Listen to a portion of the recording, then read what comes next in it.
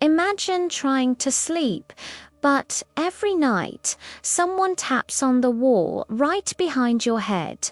Not loud, just enough to let you know they're there. At first, you think it's just a noisy neighbor, but then the knocking follows you when you move rooms, and the voice behind the wall suddenly whispers your name you never told anyone in the building. Now imagine calling the police, only to discover the apartment next door has been empty for over a month. When I first moved into that small upper floor apartment, I thought I'd finally found peace. Quiet street, good rent, no kids running around. Just me and the guy next door, who I never really met except for a vague glimpse of a thin man carrying boxes when I moved in. The first few nights were normal, almost too quiet. But on the fifth night, just as I was drifting off to sleep, I heard it. Tap, tap, tap. At first, I ignored it. Old buildings make noises, right? But the tapping returned the next night. Same spot, same pattern, right behind the headboard of my bed. It wasn't loud or angry. It was rhythmic, intentional, like someone politely reminding me that they were there. By the third night, the tapping changed. Between the taps, I started hearing a faint mumbling, like the neighbor was talking to himself through the wall. I couldn't make out the words, but the voice was oddly high-pitched, almost like someone forcing their voice to sound childlike. I tried knocking back once just to make it stop. But the moment I did, the tapping stopped instantly, like he was waiting for a response. I didn't knock again. Days passed, and the knocks continued every night, usually between 2 and 3 a.m. The landlord brushed it off, saying, "Old pipes make noises, but pipes don't whisper. Pipes don't drag their nails across the wall." One night, I shifted to the opposite side of the room to escape the noise. I put down blankets on the floor and tried to sleep there. At 2:14 a.m., the tapping started again, the exact spot where I had moved. That's when the fear really set in. Whatever or whoever was doing this wasn't reacting randomly. He was following me, not the wall. But the worst night came exactly 2 weeks after moving in.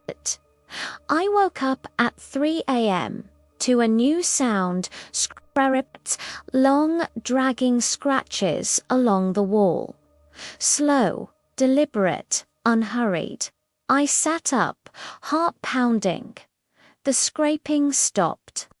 Then, in that same fake, childish voice, the whisper came through the wall. "Don't pretend you're asleep. I can hear you breathing." I froze. My blood went cold. My hands were shaking so badly I could barely hold my phone. I dialed 911 and whispered to the operator, telling them someone was inside the apartment next door.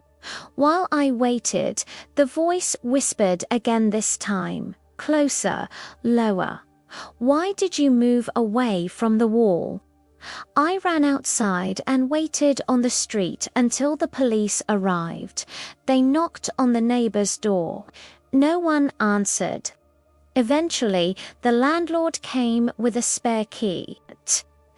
The moment the door opened, the officers' expressions changed. They told me to stay outside.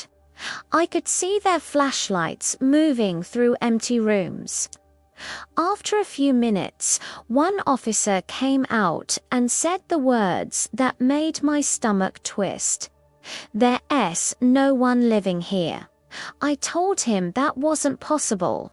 I heard the neighbor every night.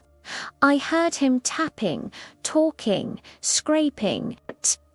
But the officer looked at me firmly and said, "The apartment is completely vacant. No furniture, no bed, no belongings, no signs of anyone here recently." Before leaving, one of the officers hesitated and asked me to step inside for a moment. He pointed at the bedroom wall, the one that connected to mine. Deep scratches covered the drywall. Dozens. Some straight, some curved, some clustered right where my head had been when I slept, and they were fresh. When I asked the landlord about the thin man I'd seen on move-in day, he looked confused. "That wasn't a tenant," he said. "The last renter moved out a month before you arrived. I moved out the next morning. But even now, in my new place, every time the building settles, every time a pipe ticks, every time a faint tap echoes through the night, I swear I hear that same whisper behind the wall. I can still hear you."